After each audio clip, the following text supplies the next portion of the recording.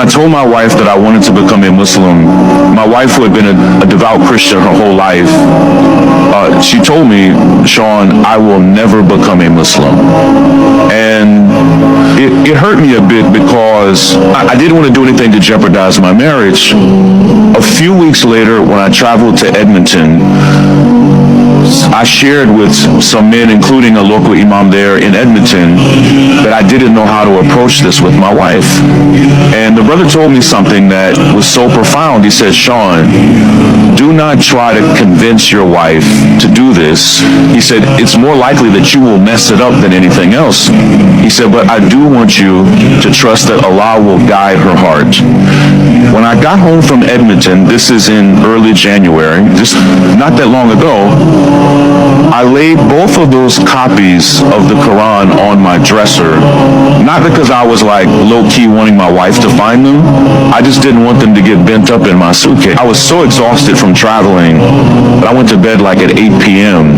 When I woke up almost 12 hours later, my wife had grabbed one of those copies. She's a professor, a doctor. Yes. She had already, through the night, she had already read almost half of the Quran. When I woke up, my wife said to me something that was so shocking. She said, Sean, I think we should become Muslims. And there's a powerful lesson there.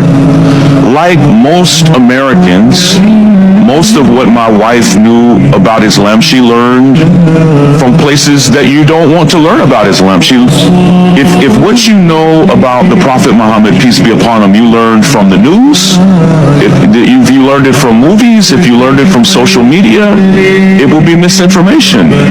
And my wife, who's an intellectual, a voracious reader, first thing she said to me was, Sean, the Prophet Muhammad, peace be upon him, he is not who I thought he was. Wow.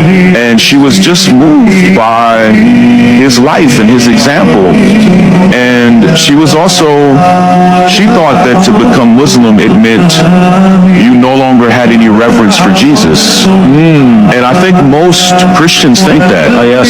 And it was actually quite the opposite. And when she saw that to be a Muslim still meant to have nothing but reverence and love for the Prophet Jesus, it changed her. And for the next 6 weeks, she and I were on a really beautiful private journey that we didn't talk about publicly, of just saying, what would it look like for us to make this big move in our lives? And so 3 weeks ago today, the Sunday before Ramadan, we took our Shahada, and it's been beautiful, man.